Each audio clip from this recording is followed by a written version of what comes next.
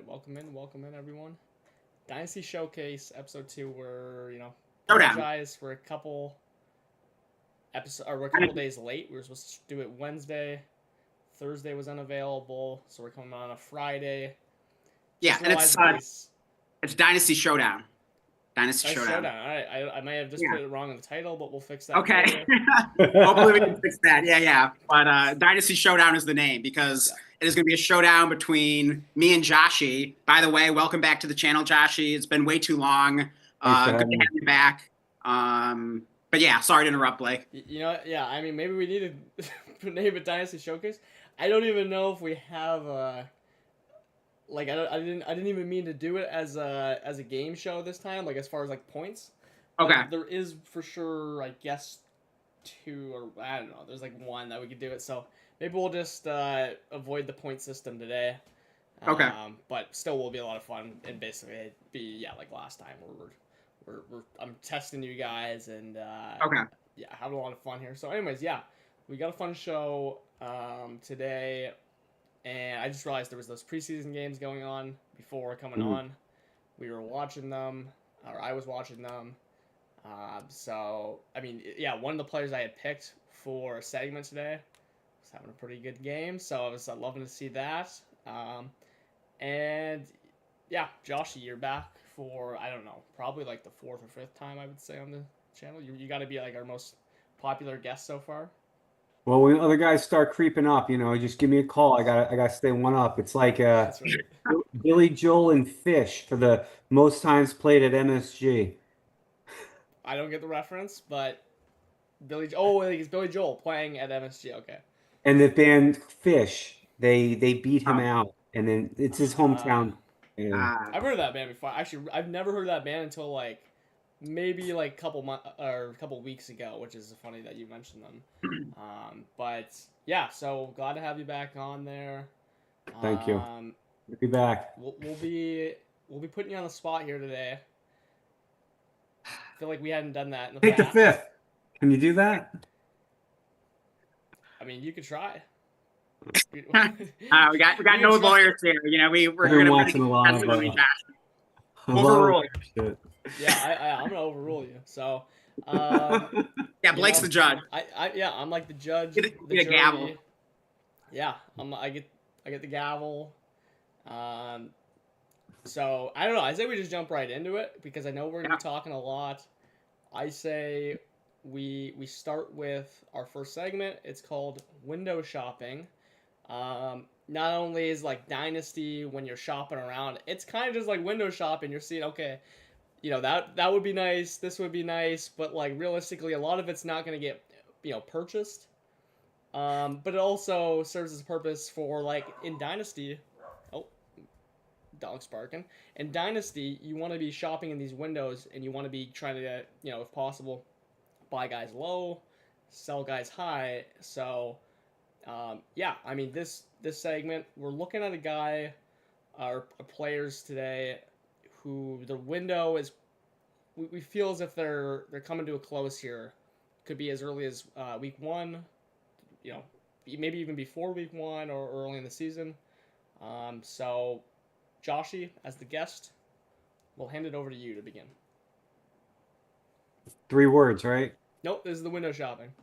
Oh, well, I'm going to do 3 words anyway. I'll start with that. 3rd year leap. Okay. Have you heard of that? This guy's going to take one, let me tell you. His name's Jordan Reed. Jaden Reed?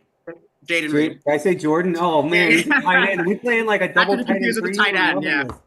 Jaden Reed. Okay.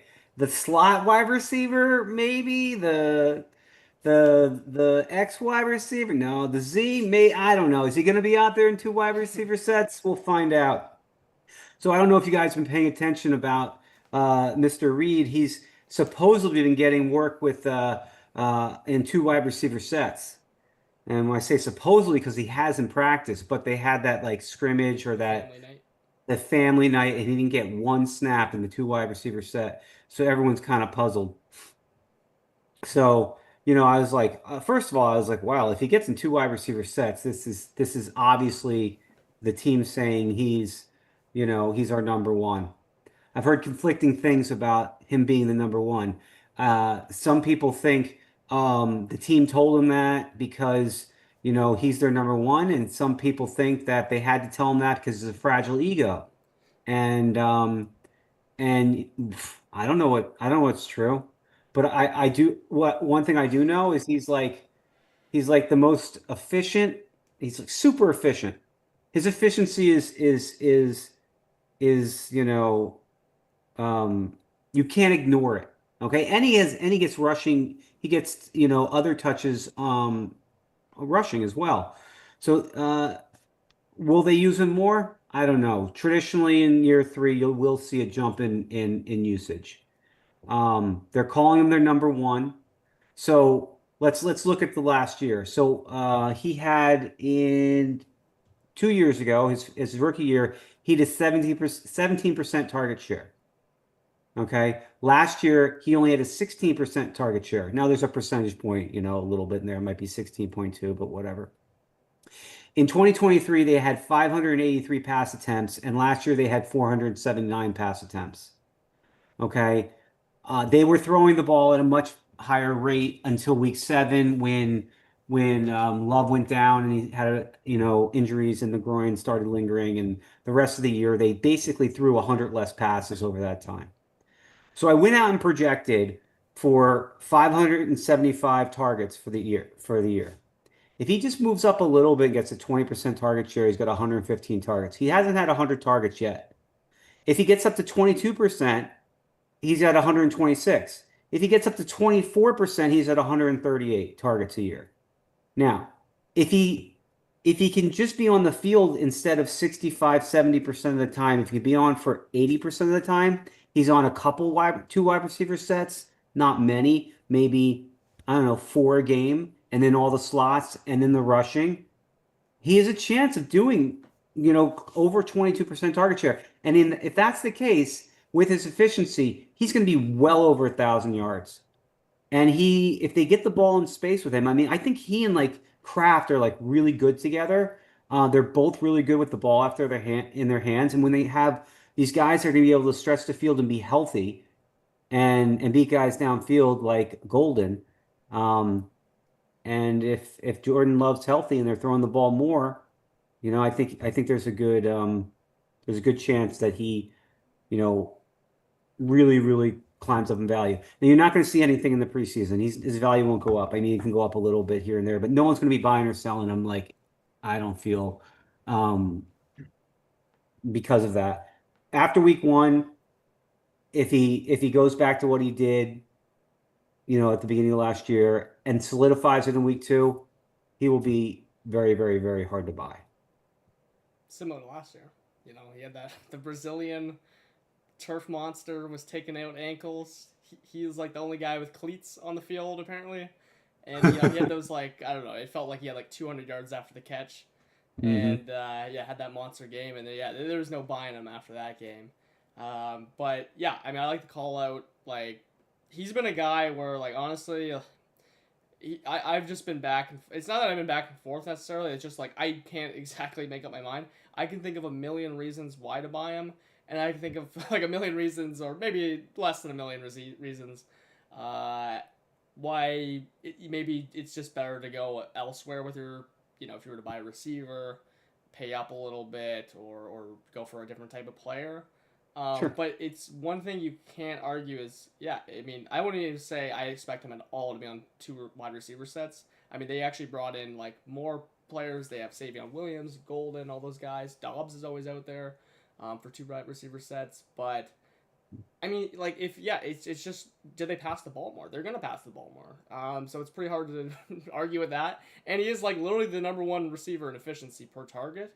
So, like, I don't think he needs to do some crazy thing of, like, changing into these 2 receiver sets. I think he could be awesome without it.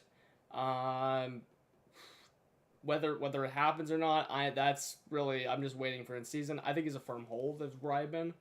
But one thing that I do agree with though is if you believe it, you better go buy him now because he is the kind of player to just explode week 1, as you were just mentioning, and be very hard to trade for after. And I will follow that up. The reason why I chose him because the way you presented this is guys you're buying, Yeah. guys you're targeting, and I bought 4 shares of him. And like some my best deal, and this is from a Packers fan, so it's probably not a good deal. I was like, what, he said he'd sell them to me for a second or something involved with downs. And I'm like, and I was like, I don't know if I want to give away my equity right now, but I'm like, I think the second's the best idea. So I just sent him a second straight up. Now I don't think many people are doing that. And Yeah, that's a great deal. and Yeah, so I would do I that, absolutely. I was I mean, one. yeah. I traded Golden. I mean, I traded Reed in the third for Golden. I wanted a second, but I'm like, whatever. I don't have to push for it. That was my first acquisition because I had 0 shares. I then Blake saw this trade. I did. So you got the golden side, Joshy, on that one? No, I traded away Reed. Gold. Oh, gotcha. Okay. I got Reed in the third. I probably should have got a second, but I was like, whatever. It was my first share. I just want to get a piece. Yeah. And then I traded um Lad for Brees Hall. Lad in a second for Brees Hall, Reed, and a third. And a second for Brees Hall, Reed, and a third. In the third. So it's kind of like yeah, you get a good deal on Reed again because yeah, second. That's the one thing about Reed of why I'm like he's a firm hold because you're not getting him for like a second. That's the issue with him. The people always want like the pushing a first or whatever Right. a second. So yeah, anytime you get Right. that, so then you kind of get like Brees in a third and a good deal on Reed for Lad. We'll have to talk about Lad maybe later if we get more chances because I know you've been dumping off some Lad shares, especially to us. We got a Lad off you. Yeah. But any thoughts, Dan, on Reed here before we move on? Yeah, I love Jaden Reed. I mean, we've talked about him a lot, but I'm buying. It's pretty simple. Like I think the Packers will pass more, and I think Reed was on his way to a breakout before it kind of got cut short by the Love injury, as Josh you mentioned there. So yeah, I think it's a pretty easy call, and I agree with you, Blake. Like even if he plays mostly in the slot, I think that's fine. Like I don't really think Luke Musgrave is going to be like too much of a thing. I still think he can do a lot playing, 60 to 70% of the snaps, but who knows? Like maybe it's even a little better than that. And then, that's all upside. Strangely, I have traded away a couple shares of Reed recently. I wasn't really trying to, but I guess I found a couple Packers fans that were willing to, pay what I thought was a fair price for them. Those being Randy and Matt. So who we've had on the channel before for, anyone watching, you probably know those guys. But yeah, basically, and one of them, I had a team where I was really loaded with a ton of value. And so I basically just like turned Jaden Reed into Tyreek Hill, just had to like throw like Keaton Mitchell on top. And then in the other trade, and this kind of segues to my player for the segment we're doing here, but I had to downgrade like Reed to Rashid Shaheed. But I basically did it to help myself at tight end, get Tyler Warren. And also in the deal, I had to downgrade from Brees Hall to Caleb Johnson. And kind of my theory is like, maybe that's not so much of a downgrade. And that's actually my next player. So should I jump into talking about Caleb Johnson here? Yeah, let's hear it. So yeah, with Caleb Johnson, I mean, it's a really easy argument. I mean, he's going in the 6th round in redraft leagues. That's his ADP. And he's also going in the 6th round in dynasty startups. So, make that make sense. Like, basically, Caleb Johnson, the market, the community is giving no credit for his youth. That's just like basically not being factored in there. Well, let me add something real quick in though. Dynasty Superflexes, or like we're playing Superflex, so there's gonna be like probably like 20 quarterbacks drafted ahead of him. So like technically he'd be a 4th round pick or something like that, or like does that make sense? So yeah, I just wanted to like add that. It does make sense. No, thank you. Yeah, I wasn't even thinking about that. I guess I was just thinking like, formats were the same, but yeah, most redraft leagues are just one quarterback. So yeah, that is a fair point. But still, like, I don't know if we're still building in enough the upside of Caleb Johnson, the possibility of him being a workhorse for the Steelers. Also just the fact that he's not just a rookie, and but he's 21 years old. He's a young rookie. He's a good prospect. He's going into, I think people just aren't excited about, Steelers offense and everything, but they do get what probably is a quarterback upgrade in Aaron Rodgers, even with, old Aaron Rodgers. Of course, everyone hates Arthur Smith, and for good reason, but, anyone that, what? Yeah, it's good. Exactly. That's the thing. And like, not only is it typically good for running backs, but also like anyone that, is smart and knows anything about football is saying that Caleb Johnson is a great fit in that Steelers offense, that Arthur Smith offense. So I really don't think the Steelers care that much about Jaylen Warren. Like, I don't really think they want him to be too much of a thing. Like, yeah, like they'll use him on some third downs in 2 minutes and stuff like that. But like, I'm just not that worried about him. And I've always liked Jaylen Warren, but I just, I just can't really be too bothered by Jaylen Warren being there. I mean, I think if Caleb Johnson is the prospect and talent that we think he might be, I don't think Jaylen Warren's going to matter that much. And also, I think we tend to, as a community in Dynasty, we kind of underestimate the ability for a running back who like wasn't a big pass catcher in college to evolve or just be given a new opportunity to show what they can do with that in the NFL. We've seen that happen before. I think Caleb Johnson will be able to catch some passes. I don't think it's just going to be like Jaylen Warren, like hogging like all the passes out of that backfield.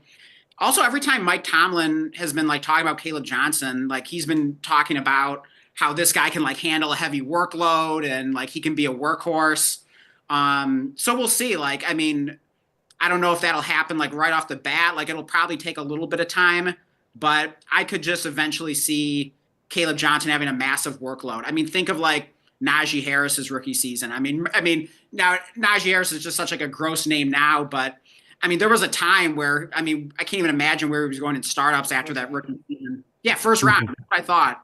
So it's like, I don't think people think of Caleb Johnson and think of a lot of upside, but like, why couldn't he have like Najee Harris kind of upside?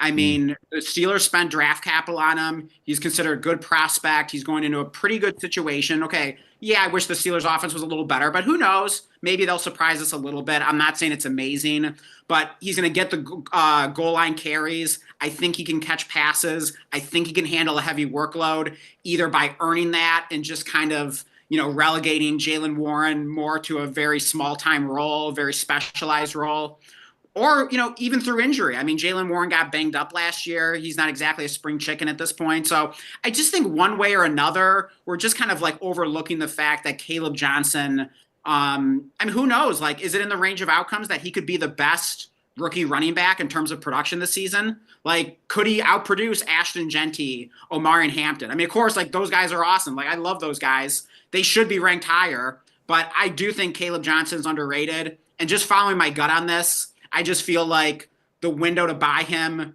could close very soon once the season starts. Josh, any thoughts on that, on the Caleb Johnson? Well, I agree he should go up. I agree he probably will go up in value. I don't know how much and if he'll be unattainable because I do think there will be a timeshare. So for him to be untouchable in this season, he would have to be getting, elite production where someone would want him right now and then they'd have to pay that much for it. So I see him gaining value, but I don't know if it's as fast as him being, and I don't know if he'll be untouchable. Yeah, but I mean, but imagine this. But like if Warren goes down, that's probably the case. But then who's selling a 21-year-old running back? That's the thing. Yeah, so that, I feel like your chance to get him is now. I kind of thought like my down tier from Brees to Caleb, and then getting some, getting like a tight end upgrade on top or whatever. Obviously it was a 3-for-3 deal, so it wasn't, it's not like I just got Jaylen or Tyler Warren just like thrown in for nothing or anything. But basically, yeah, like, and also like week one, like, would we be shocked if Caleb Johnson got like 18 touches? Like, I don't think it'd be that crazy. I'm not saying I expect that. Like, yeah, it'll probably be less than that, but like, I wouldn't be like shocked either. So he's just a guy, like, I would rather get my exposure to him now if I don't already have a few shares, depending on how many leagues you play in. I'm in like 14. So I have 2 shares now after making that trade. I'm good with that. I wouldn't mind getting, 1 or 2 more, certainly. But I just feel like once the season starts, I just feel like the cat's going to be out of the bag sooner than later. So I would rather just get my shares now because I just feel like he's pretty reasonably priced. Yeah, I mean, I Sure. think in when I've been doing redrafts, like I've actually or best ball and stuff like that, like I've actually been able to click him because he's kind of just at like the last. It's kind of just like the last like potentially good starting running back, Mhm. and then like Warren doesn't go like that far after, so I can definitely agree with that. The one thing about Dynasty, I mean, I think Joshy kind of alluded to it. It's like he's not. He's just like not like he just doesn't profile to me as like that huge breakout running back. And you did mention Najee Harris as a rookie. Well, the reason Najee Harris was such a good rookie was not because of he was getting a big workload with rushing and it was super efficient. It was actually just because he like was a Big Ben check down merchant and had like 100 targets. And then Yeah. when Big Ben retired, like he was kind of just doing the same thing, but not getting all the receiving work. And yeah, Jalen Warren isn't like he's not some superstar by any means, but I do believe Caleb Johnson had some pass blocking issues, and he's protecting, fragile Aaron Rodgers. I think that Jalen Warren, I think you're discrediting, I guess, some Jalen Warren veteran presence, especially for Mhm. the first half of the season. So for the Mhm. window purpose, I just had because I don't like Caleb Johnson as much as you did. And also, I think my biggest, maybe like, I don't know, argument against the Caleb Johnson personally is just I like everyone around him so much more. So I don't like hate Caleb Johnson. I think this is where he should go, absolutely. And I love that the dynasty market stopped drafting him at like 108 and 109 after rookie drafts. I thought that was ridiculous personally. And Mhm. now he's going at like 201 every time or 112 or 202. Oh And yeah. like that's where he should be going. So I can completely agree with that. He's just Oh, a I mean, that guy. seems like a bargain to me. Like if he falls to the early second, like that's just so Yeah. easy. I'm very afraid to miss out, especially like as we're getting closer on just about every player going like in that range above him, especially all the Mhm. maybe the tight ends, especially Warren and Buka guys like that. Where it's just like I'm just like not that worried about missing on Kelly Johnson personally, but Mhm. I Like, are you certainly get it talking about in because redraft right now? like dynasty for dynasty Oh, purposes. For redraft, I actually like him more. He's a rookie running back. Could break out during the second half, whatever. So I certainly understand it. I just for my at least my 2 cents. I'm definitely don't share like the same enthusiasm, especially early on. Yeah. But that can always change. So Yeah, well, I don't know. Just one way or another, I could just see him catching more passes than we think. Maybe it's Jalen Warren gets banged up, but like if that does happen, I mean, can you imagine like the workload, both rushing and receiving that Caleb Johnson would get? I mean, what are yeah, they going to do? Like throw Kenneth Gainwell in there? Like it's going to be all Caleb hey man, Johnson. So Cordero Patterson's still hanging around for Arthur Smith. no, they let him go. Oh, did they? yeah, I Oh think they man. cut him. They released Yeah, him. yeah, exactly. They're So okay. Wheels up, man. wheels up Let's now, go. wheels Wheels up for up. Caleb Wheels Johnson. up, So baby. Yeah. yeah, No, I just think If Caleb but Johnson, the point that Dan makes is, getting a share or two, before a guy breaks out is part of this game. I mean, and Blake, you play it differently, obviously, sometimes. Like we were talking about a certain wide receiver, and he's like, yeah, it'll probably be, even cheaper in the middle of the year. And I'm like, oh, okay. Yeah, so sometimes like it's good to think about things from all different angles. But what do they say? One in the hand is better than I don't know, a whatever. bird in the hand is better than two in the bush. Yeah, Thank you. Yes. So like sometimes you just want to get your guy and be safe, and so yeah, there's like so many different ways to yeah, approach yeah, it. that's a great way to describe it. I think Caleb Johnson, if especially you're just looking, like imagine you just need like a running back. You're just like the way you're wanting to build your team. You just want a running back that you know is going to be good and get carries and produce beyond, especially on beyond this year. I do think Caleb Johnson's like pretty fairly priced. Like I cannot argue against that at all. I am just a big fan of the players around him and thinking that like these guys could be legitimate superstars and guys that you don't want to miss on for sure. Um, yeah. Hey, just a quick thought experiment. Since I made that trade where I down tiered from Brees or Caleb Johnson, each of you give me a prediction right now. 1 year from today, who is worth more in Dynasty? Brees Hall or Caleb Johnson? What's your I prediction? definitely think Brees. I definitely think Brees. I think Brees I'm can gonna go up. I'm gonna give you a complicated answer. Okay. I'm very concerned about Brees's um touches this year. I just traded for him, so they're gonna spread the That, ball around. They're going to use multiple running backs, and he's been talking about it, since he's got there. So that's yeah. going to happen. But can he get enough receptions? Will Yeah. Fields throw him the ball enough? Because that's his bread and butter. He's a I think really good. I could think he could be second in the team. I honestly think he's like the favorite to be second in the team in targets. As crazy as that Yeah, sounds. he could be, especially with Mason Taylor having the high ankle sprain. And I love Brees. Like, I wasn't like crazy about like losing Brees, but I just thought it might end up being kind of a sneaky trade. And yeah, Brees Hall's still pretty young. I think he's still only like 24. So yeah, I'm not saying like, oh yeah, Brees Hall's dynasty value is about to crater or anything like that. I think he's gonna have a good season. Yes, like he catches the passes. So yeah, I mean Brees should be ranked higher in dynasty, no question. But I think it's in the range of outcomes that Caleb has a good season, a little better than people are expecting. I wouldn't be shocked if he surpassed Brees. Let me transition this to my two players then, because you traded for Tyler Warren. But also, real quick, I want to give a quick defense to the Brees. Here's the thing. I think everyone should expect Barrel Allen or Isaiah Davis. Get cares every backfield except for like, the Niners. Sure. Like every backfield has a second back. Yeah. We saw it last year. The Jets are like projected to run the ball the most in the NFL right now, by the way. So like, I mean, he could still like it could be a bigger split than I would want to see, and he could still have like a giant workload on top of the receptions. So Brees Hall in all formats, it is the one defense. It's kind of like the Caleb Johnson thing though. There are other players around Brees Hall in Dynasty that I might just want more because I think I can, you might be missing out, just bigger than Brees Hall, but. Additionally, for dynasty purposes, I don't think he's going to be on the Jets next year. So, I mean, that could be like a huge thing if he lands on a great offense, and it could be kind of like I don't know, like I guess like hey, we just saw Jacobs go to the Packers and just like completely dominate stuff. It just be something like that where like maybe he doesn't have the season we want, but he actually like gains or maintains value because we know why it happened. He switches teams. But you mentioned Tyler Warren in that trade. And I actually have just like quick two mentions on my window players. And I included two because they're more expensive than the guys you mentioned. In fact, they're actually pretty expensive. So I don't think the window... I mean, there's still extremely high upside for their window. But it's not one like I'm saying like... I don't know. You have to go out there for all your teams and buy them. But especially if depending on your build, you need a young guy that can be really productive now... and on for multiple seasons. Trayvon Henderson and Tyler Warren are the two guys I want to mention.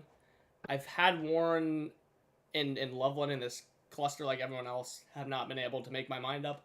I had to face that reality in a startup, and I came to the decision Tyler Warren's the guy. So, what I don't even care about the quarterback situations.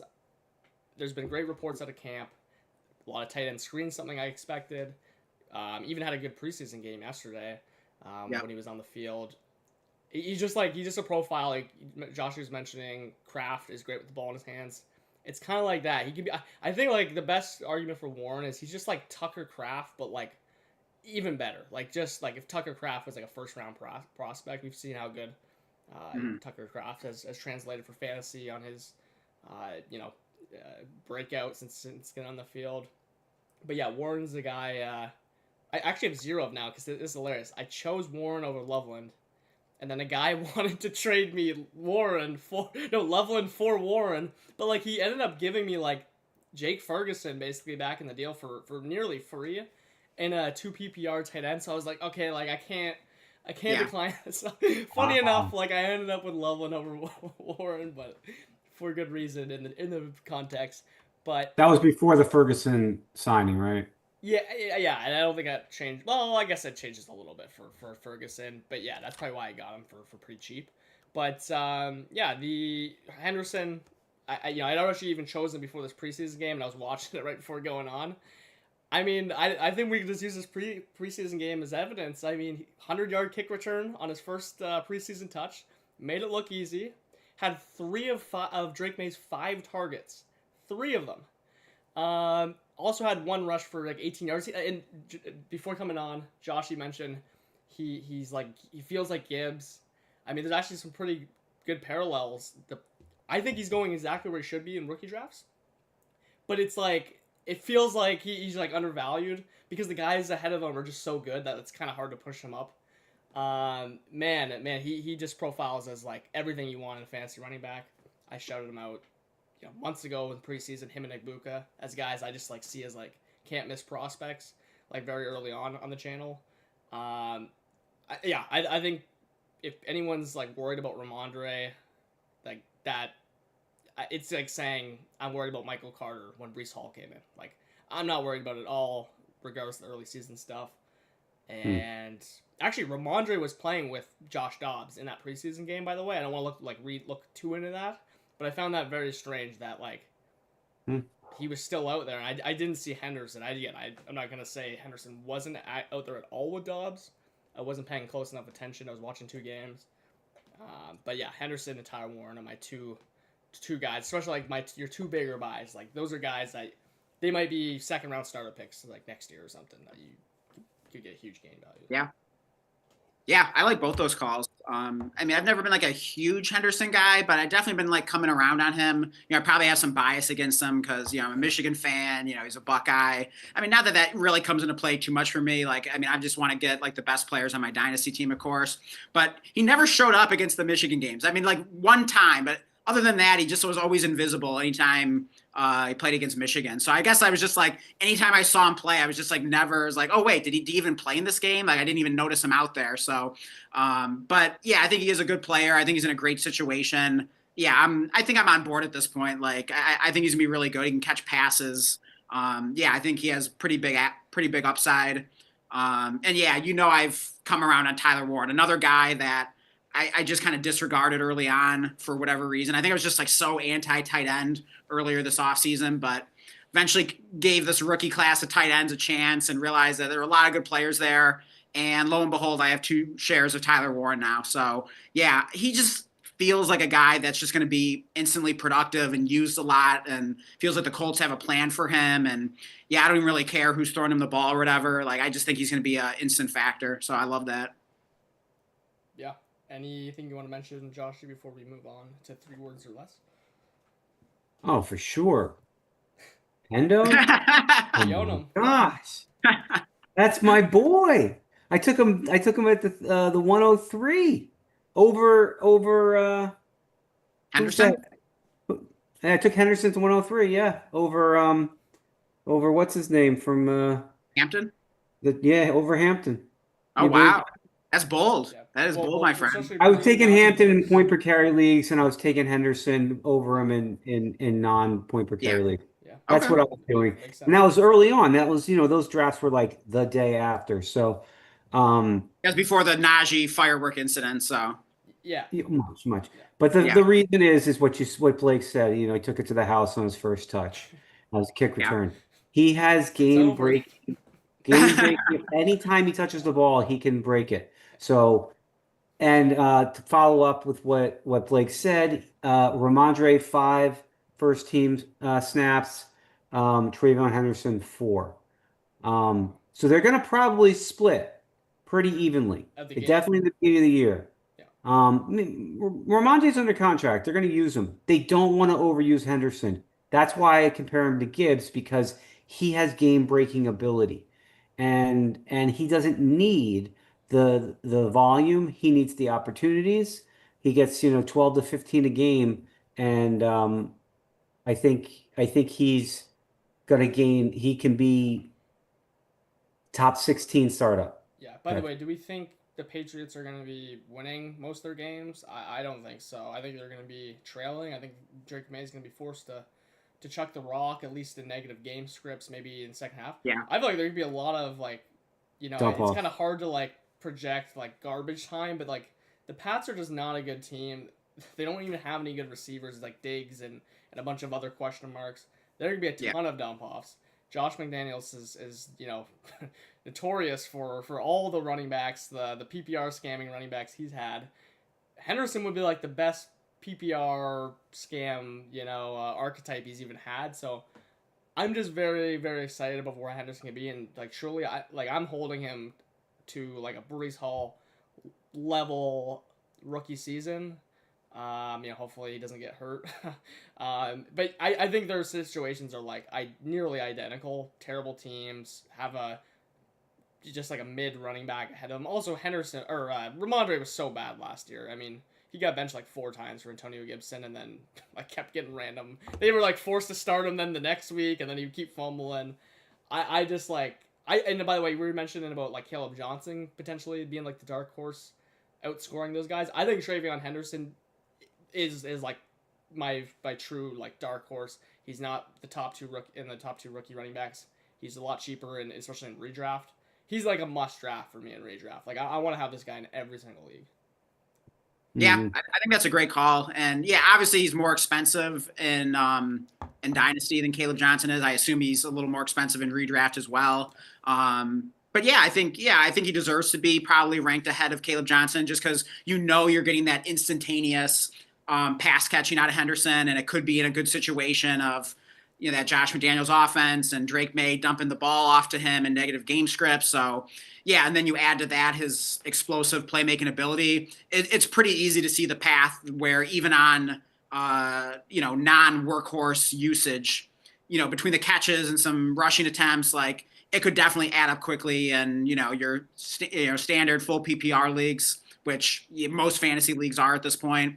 So yeah, I think it's a good call. Yeah, so let's move on to 3 words or less. I have 2 players for each of you. They're not like targeted though at all to you guys, so you guys can just say who wants to go first here. Okay. Yeah, I'll go first. Okay, I'll quickly explain, by the way, to anyone watching. With 3 words or less, it's just how it sounds. I'm gonna bring up a player, and in 3 words or less, they're gonna just give their try to describe their outlook, and then we'll quickly talk about it, just kind of like what their 3 words meant. Yeah, and you haven't given these to us in advance, Blake, so I have no clue what name you're about to say. Yeah, exactly. So you're first up. So you get Rashid. I mean, I barely know 3 words, so we'll see if I can do it. You'll try your best. So yeah, Rashid Shaheed, Dan, is your number 1 guy here. 3 words or less. Interesting. Okay, so in 3 words or less, what is my perspective on his dynasty outlook?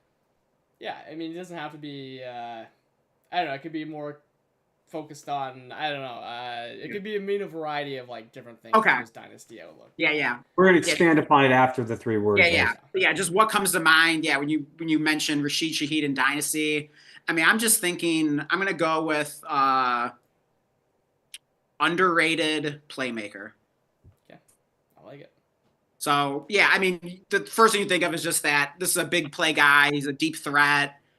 He just has a penchant for making big plays, and he's never really gotten the respect in Dynasty because I can't remember. Was he an undrafted free agent? Undrafted, I think. Yeah. Old undrafted. So he didn't have the pedigree. I think he went to like a small time school, if I'm not mistaken. Was it like, I want to say that was like Hofstra or some random place like that. I don't quote me on that, but it was some kind of like random school like that, I feel like. So yeah, he didn't have the pedigree coming out, but it was clear like right away that like, hey, even his like rookie season, like this guy can play and he's like a good returner.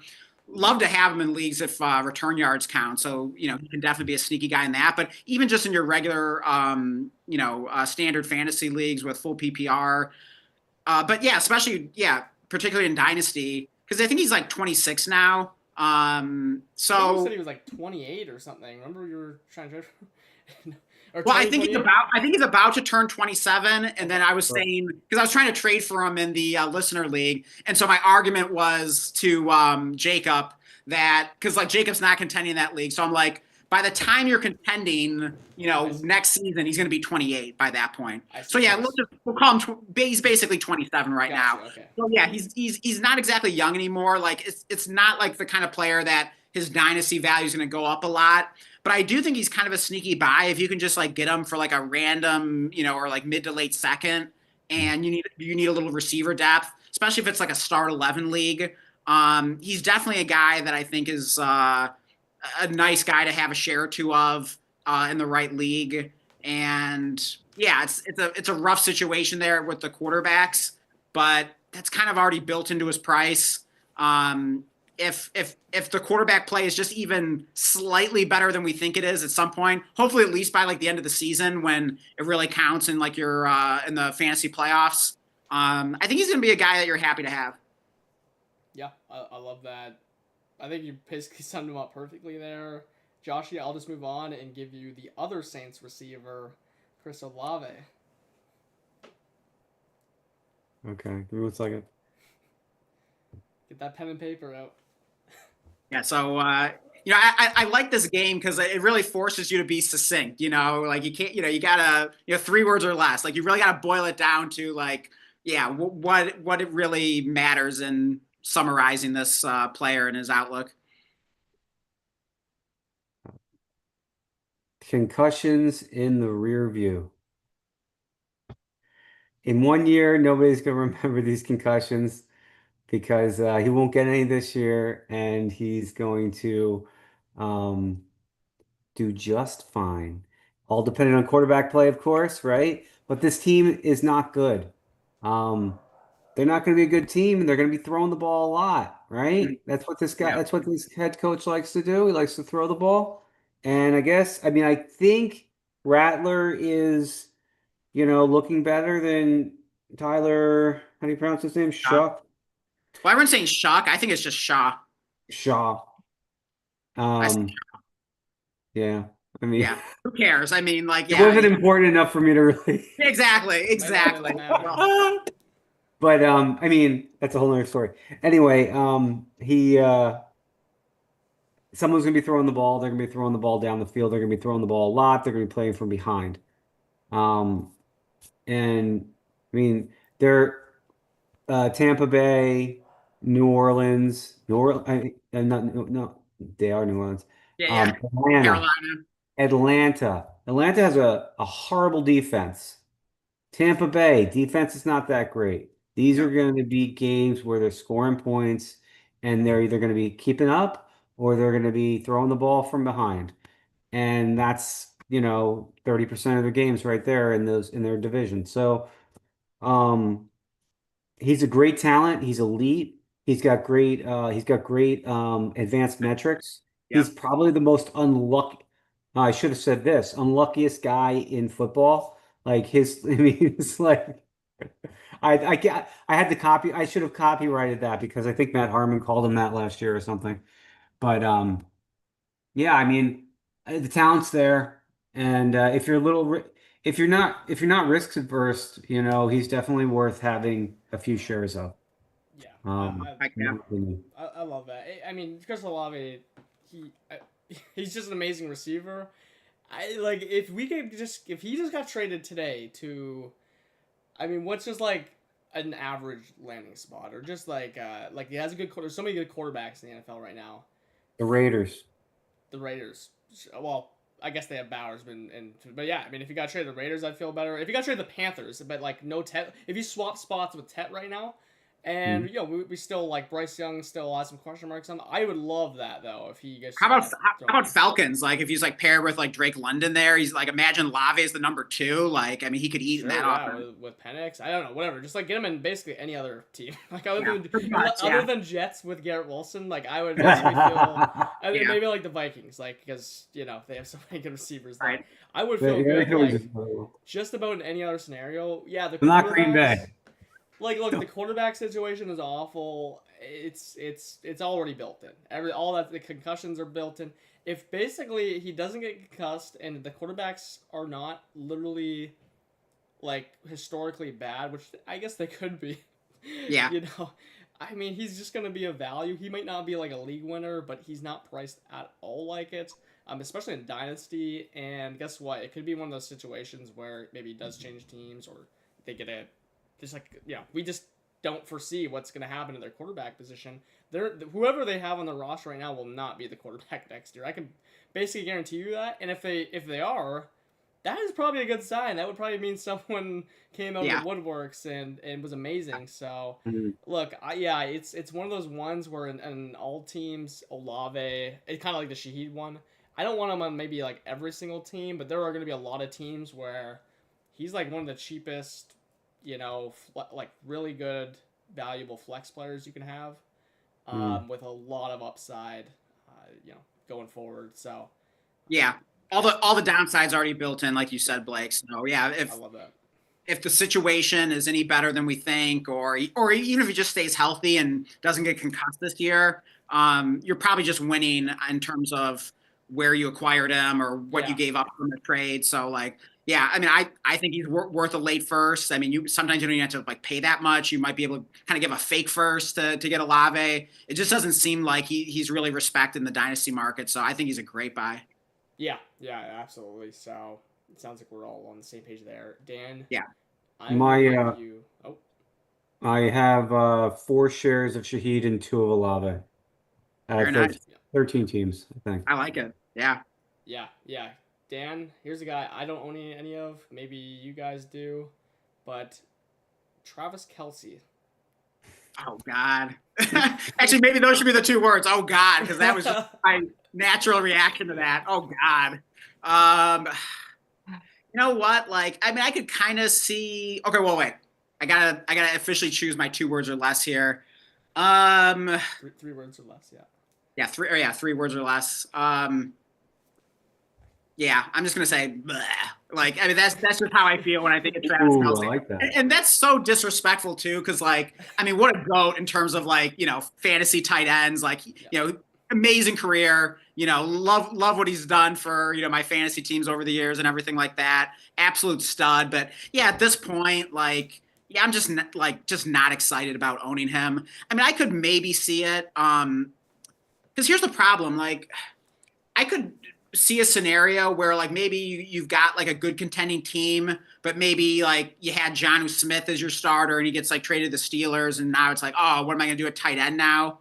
So if Travis Kelce is sitting on like a rebuilder and you can get him for like dirt cheap, and I don't even really know exactly what he costs, but I think my fear with Kelce is that the owner wants to get like those name brand prices for Kelce, like as if he's like almost like still in his prime or something like that. So like, oh no, like I need a second for him or something like that. It's like, no, like I'm not paying a second for Kelce. Like get out of here with that.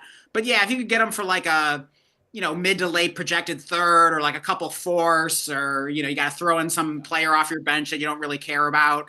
Yeah, maybe someone at the beginning of the season that could at least like get you by until you're able to figure out something else at tight end, or maybe you have like a young tight end who emerges. Maybe you have like a Tyler Warren or Colson Loveland, and you're not sure if you can start him week 1.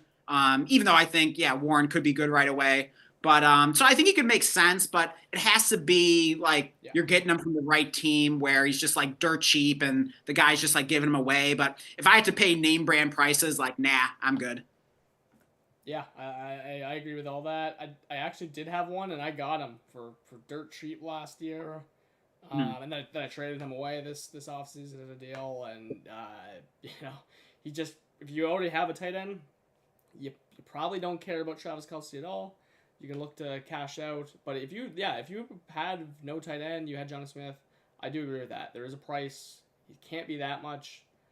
Yeah. Where you could probably actually acquire, and Rice we're assuming's out, so I meant to bring that up. Like that's why I said like early in the season, I think a cheap Kelce could be a nice like stopgap solution where maybe for those first handful of weeks, maybe it's the beginning of the season, like he's fresh. The season hasn't worn on him, the grind of the season as a older player. So he's probably going to be at his best potentially maybe early in the season, even though I know in like the past couple years, he's kind of has like heated up in the real life NFL playoffs because like maybe he was kind of conserving himself. So I guess, that's kind of another potential negative as well. But I could see him being kind of sneaky good in those first few weeks. Yeah, he's not very respected, honestly, in the Dynasty community right now. It seems like no one even talks about him. That's why I wanted to bring him up.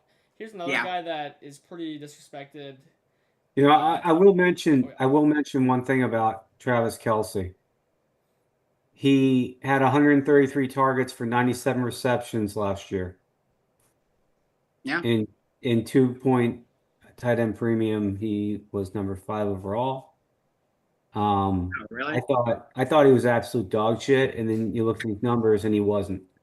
Yeah. Well, he was with Rice, and then he did look like a shell of himself. Yeah. Yeah. I mean, the numbers like don't always tell the story, although that is selling him for less than a second right now. Yeah, so maybe in a 1.0 tight end premium where you're getting that 2 PPR. I think Kelce could be interesting, especially to start the season. But yeah, he's even another year older now, and yeah, it's just not very exciting. But yeah, I think there could be a situation in which he makes sense. Yeah, definitely could be. Here's another guy that is I mean, I don't know. Look, I think this guy's being completely disrespected, especially depending on what kind of league you're in. Maybe if you're in a sharper league, I actually think he goes higher. Maybe I don't know, a lesser. I think this guy, from what I've seen, can really fall. But it's Tua, Joshy. 3 words or less. I guess I gave a little bit of my take on the guy already. Didn't mean to do that, but 3 words or less. Tua. What do you think? Yeah, I guess you could use the same one for, depending on your take, you could use the same one for Olave here. Didn't intend for that, but. Not touching him. Not touching him. Okay, there you go. Now, with that said, there's a reason I'm not touching him. It's not that I'm worried about the concussions, even though there is, if he doesn't change his play. I mean, you can make the argument with Olave. He can't prevent that because he's a receiver and a quarterback and not dive. But, that might be true, but I am not as worried. I mean, I think the concussions can reverse. He can turn that around. Will he? I don't know. I'm not worried about that. I'm just not bought into their offense.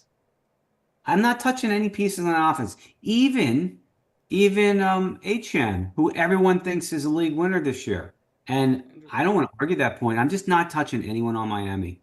I mean, I don't know if it's Tyreek Hill. I think he's toxic. I don't know what it is. The offense is stalled, in my opinion. Like, defenses have figured out how to defend it, and look what they had to do with Jonah last year. And I also don't think they use they put Waddle out wide, and he's always got to do the hardest routes, and they always why aren't they using these guys smarter? It's like, if this is such an amazing coach, why is he gonna? And maybe he'll make a shift this year, and they'll be like, oh, I should have bought into Miami because they're gonna do something different. But I'm just not buying into that offense. I like the player, even though he's just a pocket passer. I think he's just a pocket passer. And if he's in a high volume, gunning the ball down the field like we think that Atlanta's going to be, I'll take a pocket passer. But there's no need to have a pocket passer. If you need a quarterback, sure, I'll take him as a QB2 if I need a quarterback. But Interesting.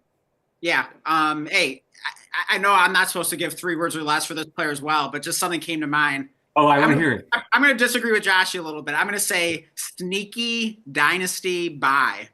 Because, I mean, the concussions, that's hard to predict, but that's well built into the price. But, in leagues with 6 points per passing touchdowns, he puts up pretty good per-game numbers when he's out there. So I'm fine with him as my QB2. I'm, more than happy to have him as my QB3. In fact, I mean, I'll probably sell him if he is having a good season and everyone else is shocked by that, and then he goes up in value. Maybe you flip him in season, because I don't usually like to have a ton invested in my QB3. But regardless, I think he's very sneaky, and I mean, I think he'll be the Dolphins quarterback for a while. But even if he isn't, even if eventually they become disillusioned with him for whatever reason, and think they can do better, he's going to go somewhere else and be a starting quarterback. There aren't. I mean, how many starting quarterbacks in the league are better than Tua? I mean, I don't know if there are more than 20 or so. I mean, he's really pretty solid quarterback. Dude, the Saints would be dying for Tua right now. Oh my God, can you imagine Tua on the Saints and what we would think of Olave and Shaheed? There you go. I would love that. That'd be a lot of fun. Man, I could actually kind of see that. That's kind of a fun thought there, Blake. So yeah, I mean, I think he'll be a starting QB in the league for a while, provided his career isn't cut short by the concussions, which is always in a possibility in the range of outcomes, but that's already built in. He doesn't seem to. He just keeps saying, "I'm gonna keep playing football. I'm not gonna put the Guardian cap on." We ball. He says so. Look, Tua. I think one thing with Tua is that I think almost everyone might have the same outlook on him, but depending on what they're looking for, might lead them to be saying, Joshy, I don't want to touch him at all. Or for me, it's not, I really want to, I'm dying to get Tua. But there are teams and built, especially in startups, where he's a big target for me in startups. Especially, now that I see, it seems like his ADP keeps dropping and dropping and dropping and dropping. Especially after the rookies. I just got him in the 8th round as my QB2. Look, I wanted to get a quarterback in the 4th or 5th. that's fine and all, but like I think my biggest selling point on Tua is not that he's gonna go up in value. I don't care about that when I'm drafting Tua. Right. It's like Jared Goff. I just don't care. I care less if he stays the same value forever. Look, he's outscored Herbert points per game wise the last 2 seasons. Look what Herbert's like a second round pick. That is ridiculous. I think, by the way, I think Herbert's pretty overpriced, and hey, he just lost Slater. But look, I think Tua's mispriced. So, I don't know if I need to say anything more. Tua, you know what you're getting. He's not gonna run the ball. He can sling it. He can be a QB1 on any week. Should be and also like pass attempts. Yeah, and if Tyreek has a bounce back season and maybe like Waddle as well, like that's got to benefit Tua. So I'm hoping that coaching staff is smart enough to like figure out what they need to do differently because it didn't seem to be particularly good last year. But also like I don't even know if they like does the offense even need to be that like advanced? Like, do they really need to out scheme people like that well? Because you got some really good talented players there, and Tyreek and Waddle and A-Chain, and like, I mean, just let those guys do their thing. Like, just let them like get open and get the ball. It was the O-line. They had to change things up because the O-line was so bad last year. Tyreek is on the decline. He has lost. I watched a YouTube with Matt Harmon. He was explaining how he charted him, and he believes he's in the decline, and how rapidly that happens is an individual is up to the individual, but so he might not be 31 years old. I mean, of course he's on the decline, but like, can he still be an awesome player as he makes that descent? So I'm starting to get a little more optimistic about him. Obviously, I just traded for him. We'll see how that ages. I mean, it was definitely a gamble. I would prefer Jaden Reed over him in Dynasty. I think he's a better bet with his youth and everything, but I don't mind taking the shot if it doesn't cost too much because just the upside that Tyree can give you, like we've seen what this guy can do. I'm not too invested, especially in Dynasty, on any of these Dolphins, but Tua's kind of like the only one. Just because like I know what Tua is, and he's actually like the cheapest of all of them, and he just quarterback position. I feel pretty good about him. So, anyways, we'll leave it at that. But we'll move on to two truths and a lie. We're not doing the greatest here for time, so we'll try to speed up a little bit. But all right. As expected, as always. Yeah, big shocker there, right? Yeah. So look, two truths and a lie. I got two players prepared. We all know how this game goes. I give 3 facts or whatever you want to call them, and you have to tell me which one's a lie. Mm-hmm. This one's kind of, I guess you could make it a game between you two guys, but there's only 2 of them, so we'll see if you guys can kind of bounce back and forth maybe and see. We gotta tell you which ones are true. Just which one's the lie? Yeah. Yeah. So our first player is Drake London. Okay. So what do you guys think here? The first point is he has a 40+ point game.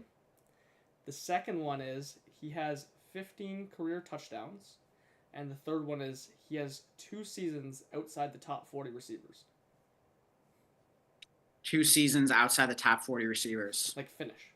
Yeah, wow. Yeah, those last two, you wouldn't think that about a receiver as good as Drake London, but I'm assuming that last one is true. I agree. Is that points per game? I think that's touchdowns. Yearly finish. Yearly finish. I don't think he has 15 touchdowns. Do you think he has more, less? What? I mean, that would be crazy how long has he been in the league? What, 3 years now? Seasons, yeah. So, God, that would be so sad if he only had 15 touchdowns in 3 years. But I feel like, gosh, is that somehow true? And then what was the first statement that he has a 40-point game? It's a 40+ point game. Okay. Gosh, I'm gonna say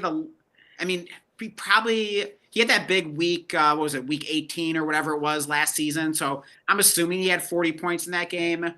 So I'm going to say the lie is that, God, I would think it would be the touchdowns, but I feel like I'm falling for the trap here. God, has he really had 2 seasons outside of the 40? I'll say that's the lie, the 2 seasons outside of the 40. Okay. Joshy, what do you think? Um, well, I don't know. I'll say the 40-point game actually, because I think it was only like a 30-something point game at the end of the last season. Okay. So he had 2 touchdowns. He had 20 targets, but I think he only had like 11, maybe he had 15 receptions. Was it? Let me think. Was it maybe it was 40. I think it was like 38 though. I'll say the 40-point game. Okay. Yeah, I mean, so all three of these were pretty. If I were to make them a lie, it would be really tough to decipher. So I want to make it a little tricky for you guys. Yeah, that was a good one. He had like 40.8 points in week 18. So that one was true. He does have 15 career touchdowns. I almost wanted to make this one the lie and be like, he has 8 career touchdowns or something, and like you guys be like, oh man, that's probably true. But he has not had 2 seasons outside the top 40. However, it has been pretty close. He was wide receiver, I think 39 his rookie season and 36. So not that really not that far off of being that one. So Yeah. that was really really tricky for sure. I just Alright. felt like the number 40 was like enough. Like okay, if it was receiver 32 versus 36, that seems pretty like unreasonable for you guys to like try and guess that. But like wide receiver 40 feels like a threshold where it's like, hey, he had to have been in there as a rookie second year. Yeah, so I guess I got it right then. And yeah, that's what I was thinking is like I knew like those first 2 seasons were definitely disappointing, but I'm thinking like I don't think both of them were quite that bad. So yeah, that was my thinking on that. So our next one is Kyron, just recently signed a Well, pretty decent contract. I'd be interested to see what his numbers the first 2 years, if those numbers would be outside the top 40 for this last year. Yeah, because I mean it wasn't kind of a down Wide year. receivers are scoring more. I see. It's just a thought. It doesn't matter. Yeah, we have Kyron as our other two truths and a lie. All right. Ooh. So yeah, got the contract. He's a buy and a sell right now. Yeah, dude. He's I mean he's like a sell in startups. He's like a buy in real leagues. Like his price is all over the place. If you own him, no one wants him. If you don't own him, you can't trade for him. It's like he's kind of the one of the most strange players in Dynasty in my opinion. Yeah. And I actually kind of like him and like hate him at the same time. But like I definitely don't hate's way too strong a word. I've actually been more of like a Kyron supporter than most, especially with like the punt returning stuff at the point. My God, that was crazy. So look, let's get into the two truths and a lie. The first one is he has over 500 fantasy points since 2023. Now I'm gonna remind you guys too, just for this 500 fantasy points. He actually only played 12 games, I believe, it was 11 or 12 games in 2023. So I just want to make that clear. He did not play both full seasons. He hit IR for 4 or 5 games. So keep that in mind. 500 fantasy points since 2023. And he's had 0 single digit fantasy point games in his last 24 games. Okay. And the third one is he has over 1,000 rushing yards in his past 2 seasons. You mean in each of the past 2 seasons, or each like he's okay. He's 1,000 in each. That middle one has to be the lie. Like, there's no way he's had 24 straight games of double-digit fantasy points. Like, I mean, if you tell me that's true, like, I'll be blown. Wait, can you repeat that? Which one?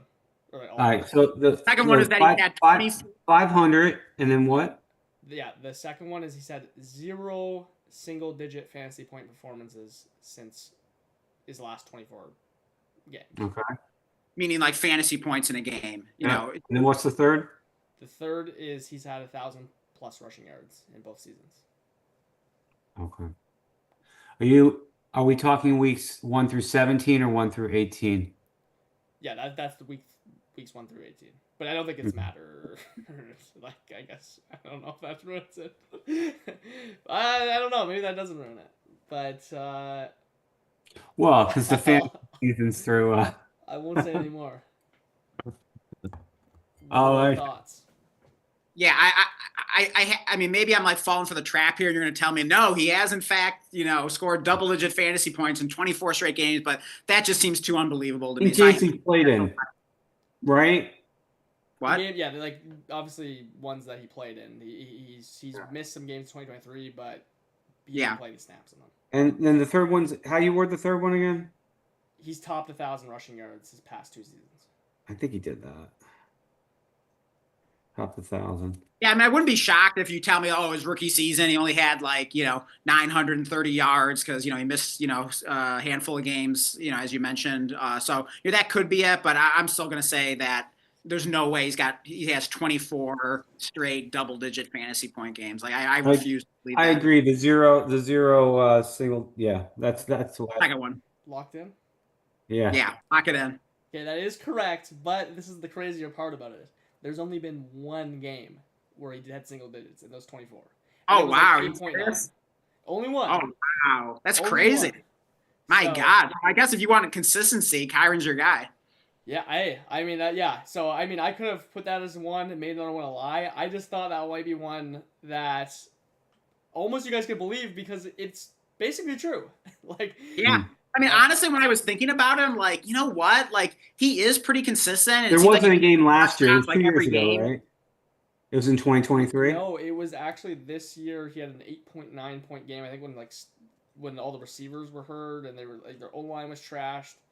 But okay. Yeah, I mean, he's been on fire other than that. Yeah, I remember that. Yeah, I mean, he gets a bigger workload than pretty much any other running back in the NFL, at least these past 2 years, as far as I can tell. So he gets the catches, he gets the rushing attempts, he gets the goal line carries. The Rams love to run it when they get in close. Any Stafford fan will tell you that, who's been frustrated owning him at times. So yeah, I mean, it's crazy that it's been that consistent, but as I was thinking in my head, I'm like, you know what? Maybe that's not so crazy, but yeah, that's amazing that he's that consistent. 18.8 fantasy points per game since 2023. So phenomenal. Yeah, this guy can't get any love in the dynasty market. So, yeah, if you can somehow find that Kyron owner, I mean, especially if it's someone that took over an orphan, or maybe they're a big, Jarquez Hunter fan or whatever, or they're buying that, it's going to be a committee. I'm sure there are opportunities out there where you can still get a deal on Kyron. I mean, the one I own, I don't know if I could get a first for him if I try to sell him. I don't think I've ever even tried to sell him. But yeah. I think I've gotten some offers, and they've just been so bad for him over the time I've owned him that I just have zero confidence anyone actually wants him anyways. Yeah, no one really wants to pay a true first for him unless maybe it's in season and he's crushing it, and their running back too got injured. He's everyone's favorite sell each season. I will say I still think he's overpriced in startups. I mean, he goes round 4 and early 5 every time it seems like. And there's just no I'm taking I'm just not taking him there. Just plain and simple. But then after the startup, his value is completely different than that. Probably can't get a first from him from anyone else. Honestly, if they can, it's whatever. It's a future really good teams first or whatever, or they have to kick something back for a random first. So he's I don't know. Is he a buy? Is he a sell? I think he's a guy. I think he's more of a buy. Yeah, I think he's more of a buy, and I think Hunter.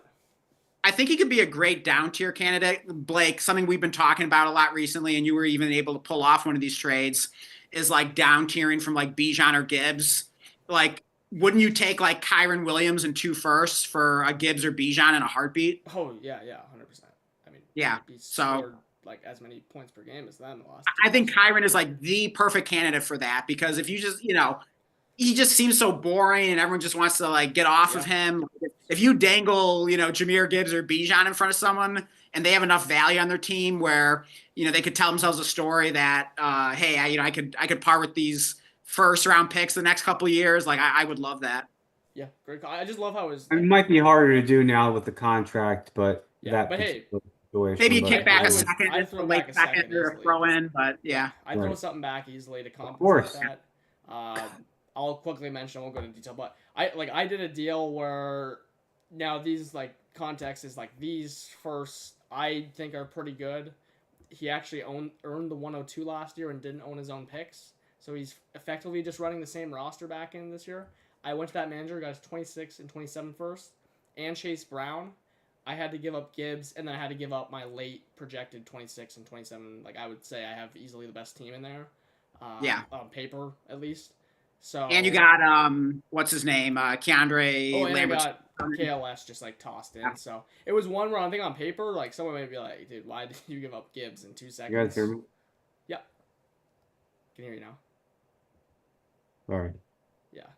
I Yeah. think it's a deal on paper. It maybe doesn't look the best if you were just didn't know the Yeah, context. But it was one I was. at first glance, it's kind of like what, but then you look deeper into it. It's like, oh wait, those firsts could be early. Like Yeah. I think you I could would win that do. mile. And like we are just talking about, I would not only would I throw a second in if the first I think project out good enough.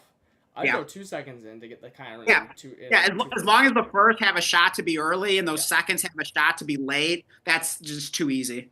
Yeah, so that's a great call with Kyron. I think that's probably the easiest way to get them. If not, Yeah. yeah, I mean, Or even like down tiering from like a You could probably, it's like on you top might of, be able to like, get him for like Paul a. Kenneth Walker, and not that I like don't like those guys, but I'm just kind of thinking of running backs that are, or even like A-Chain or Bucky. Like if you wanted to get off them, if you could get like Kyron in a first for either of them, like I would do that. So yeah, I think he's just a sneaky running back to down tier too. if you get Kyron in first for, I don't know, Saquon's a hard guy to like. But like, I would take a Kyron in first easily for Saquon. Oh, But yeah. 100%. I think Yeah, that's I like would- probably the most. I don't know. Is that the most realistic one? A-Chain's really expensive, Perfect. so Yeah. you might be able to. Yeah, I don't know if you could. I don't know if you could get that for Bucky. I think you could probably get it for A-Chain though. Yeah, I don't think you could for Bucky, but maybe at some point. I don't know. Yeah, Bucky's like smashing in season, then then maybe you can. I think the issue is that Kyron would be smashing in season as well, but you never know. So, anyways, I thought that was pretty fun. Dan, you got both of them. Joshy, you also got one of them. Those were, I feel like, pretty difficult, but maybe the second one was a little easier, though. Man, that was like kind of crazy when I was looking through it for things like, wow, one single digit game. Yeah, I mean, stood out. you could have made the statement 23 out of his last 24, and then it would have been true, and then you could have come up with some other fictitious statement for the lion there. But yeah, that either way, it was super interesting hearing that. Yeah, for sure. So let's move on to our next one. It's called Old Reliable. We're going to pick a veteran that just, it doesn't matter, matter how old they seem to get. Obviously, different positions kind of age differently. A 30-year-old quarterback's not the same as a running back. But, we tried to keep off Travis Kelce, who's like, seems to be clearly on the decline and really is a fossil. We know how good he is. Derrick Henry is obviously like still amazing, and Adams. We tried to like take like kind of like maybe the three most obvious guys off and work with I don't know, so maybe a little bit more creative ones. Joshy, do you want to go first on your old reliable? Oh, reliable. Yeah, so this was basically like the veteran that you're trusty veteran that you're looking to buy, that you want to have in Dynasty, and you think he'll continue producing.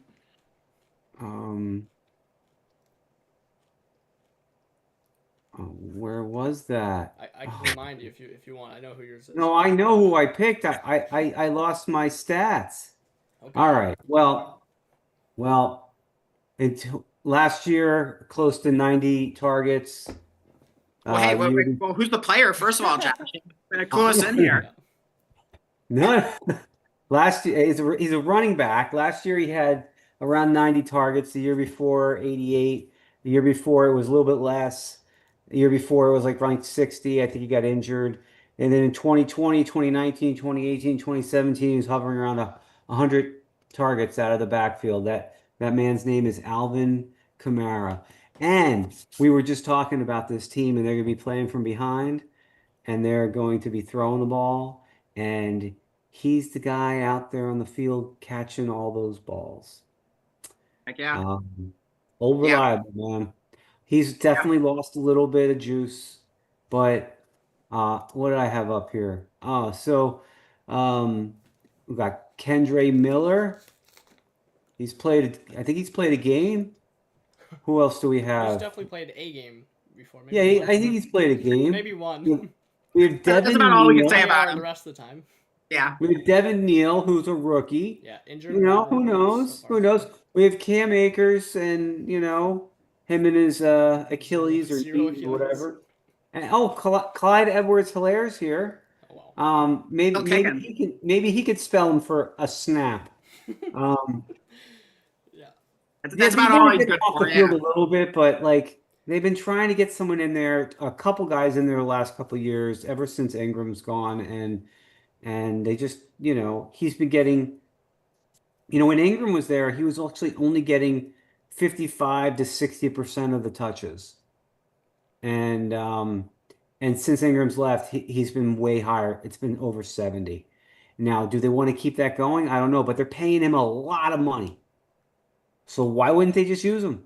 I mean, they extended him in season last year too, so there's like They have no reason not to use him. Yeah, I mean, he really is.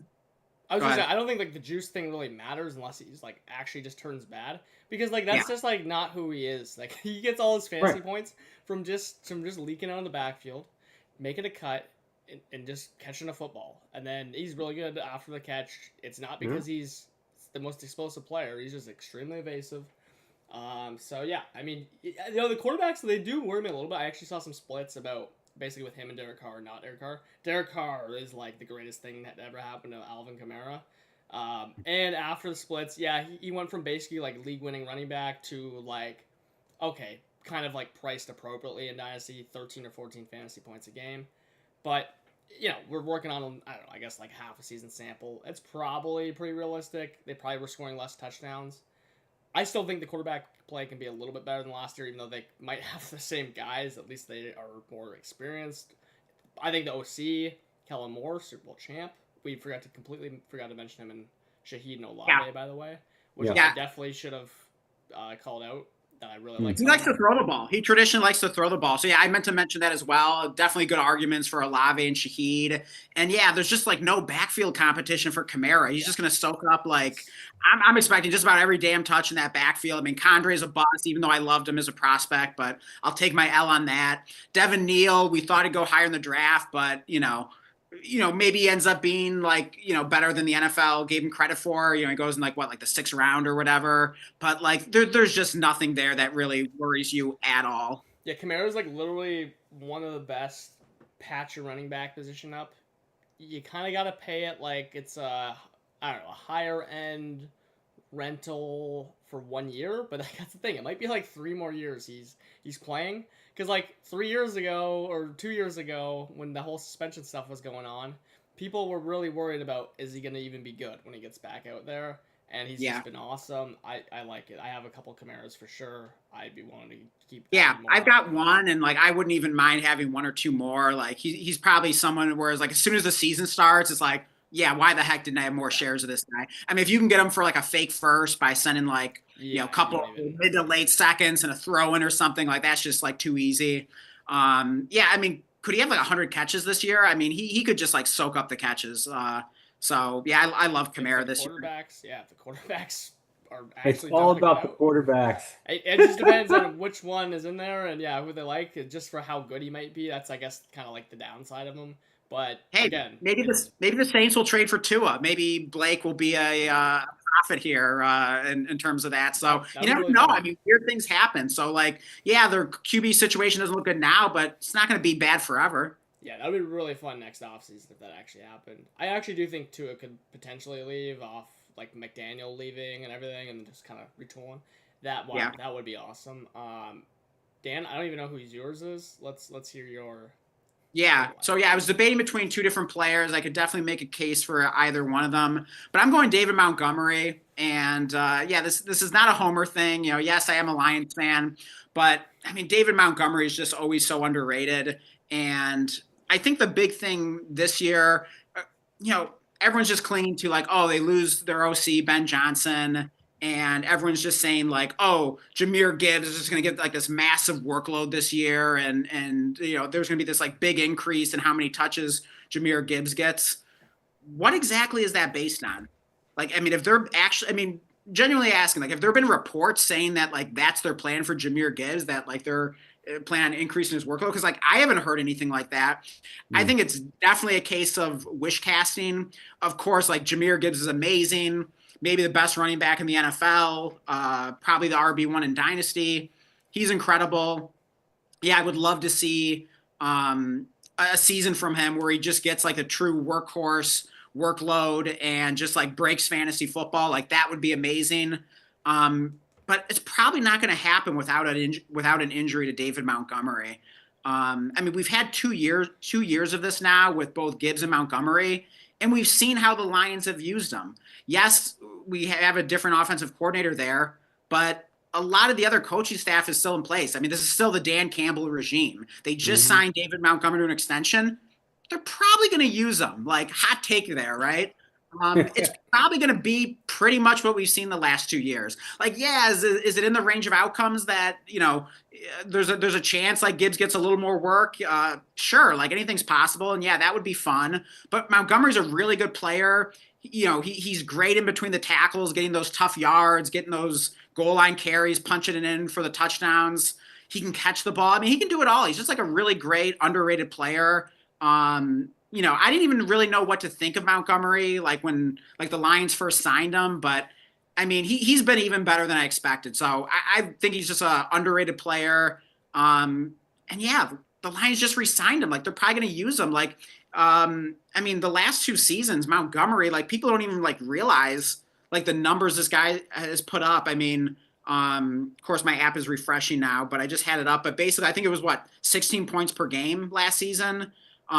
He's basically been like a low end RB1, high end RB2 in terms of production each of the past 2 seasons. I'll get the exact ranking, but like he's been awesome. Like anyone that's owned Montgomery in fantasy past couple years, like he's just a guy you just stick in your lineup every week and set it and forget it. Like he's awesome. So yeah, once the season starts, people are gonna realize like, oh wait, like David Montgomery is still getting like close to like half the work, and he's still punching in touchdowns and scoring fantasy points every week. And yeah, it's gonna be a lot harder to buy him in season as soon as the game starts that compared to what it is right now. So yeah, I will absolutely. This is the time. Like this is your last chance to get some David Montgomery before his price goes up, and it doesn't even cost that much. I mean, what does he cost? Like a second and a semi-interesting throw-in, or I mean, maybe if at worst you have to give like 2 seconds and you get back like Montgomery in a third, or something like that. But like I think he's a really good value right now. Yeah, similar to Kamara, probably is going to go up as soon as he touches the field. Wish casting is definitely there. I mean, here's the thing there's the thing where it's like, yeah, Gibbs might they're wish casting more carries. What if like Gibbs goes down? I think I forgot to mention that. Yeah. If Gibbs goes down, David Montgomery is like actually like a top 5 projected running back, if not like one of them. I mean, then gets more receiving work, which we saw him do last year. Yeah, Montgomery's actually a guy I don't own too much of, but I think I actually went on my way to acquire a couple this offseason. Took him over my boy James Conner, which was hard to do because, I got to have my 100% James Conner exposure. Right. But I did think, with the whole, upside of a Gibbs going down, and he's being younger, that he probably should be ahead of Conner as much as I love him. He's only 28 years old. Yeah, I mean, compared to all these other like veteran running backs that we love, I mean, he seems young by comparison. I mean, all these other guys like Kamara and Derek Henry and it's just because he's in the backfield with one of the top running backs in the league. But who even cares? Like he produces fantasy points. I mean, no, but people always like when's the well gonna run dry? Like that. People are like nothing always change. Things always change. So people are always trying to predict when that's gonna happen. And yeah, I don't know what's gonna happen, but I think he's gonna have a share in the backfield. Yeah, but I think sometimes people get like a little too cute with like trying to predict these changes rather than just accepting like, oh wait, no, this is just a really good player that's probably going to produce every year he's out there until he hangs it up or eventually falls off the age cliff. But again, he's young compared to these other veteran running backs. He's good player. How good is he? I don't really know. What the year before he got there? What was it? Jamal Williams had like all those touchdowns. Was that what it was? Jamal. It's a great situation. See, that's the thing. Like, it doesn't even matter. Situation. What's going to change this year? The offensive line's had some turnover. Things could be different. They might want to pass the ball more. Who knows? But that's where some of the stuff might be coming from. I still think he's going to get his share. I don't think they want to give Gibbs too overwork him. That was just never the plan.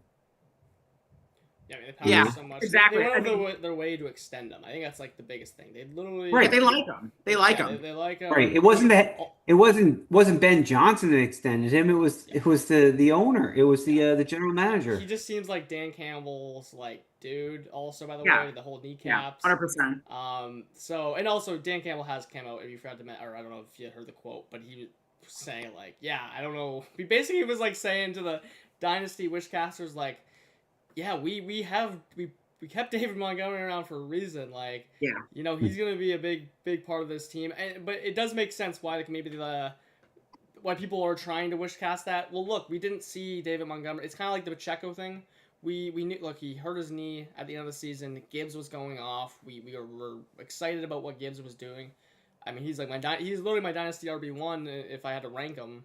Yeah, he's really good, but man, there's a lot to go around between those two guys. So I think both are pretty awesome. Yeah, I like the call out.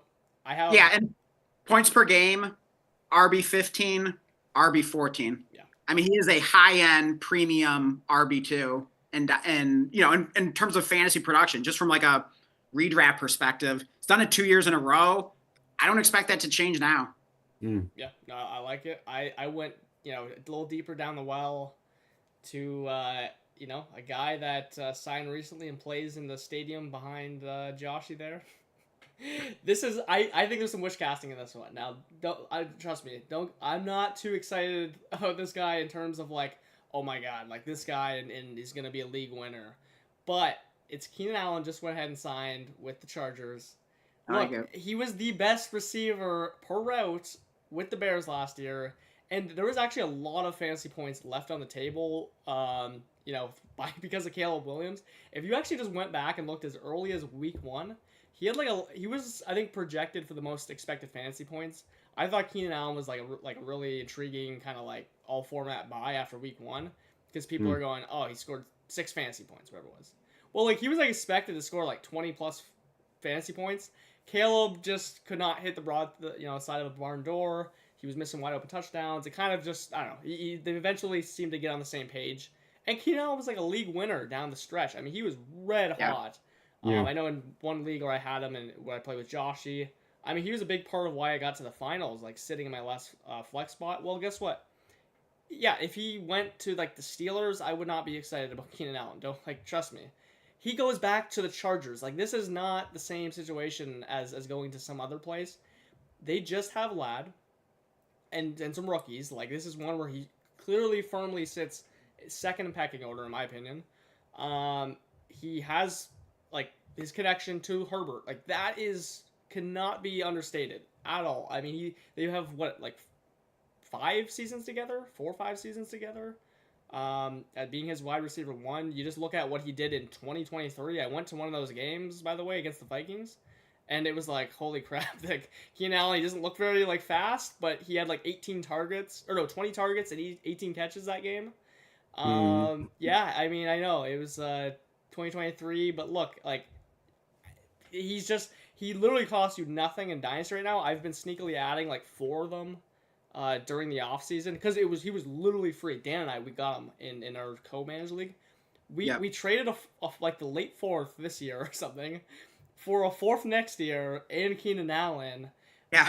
And we're just like, please sign with the Chargers or please sign with the Cowboys or some random good landing spot. I'm not saying he's gonna survive the entire season. If you could just get like 8 flexible weeks, he's gonna pay off.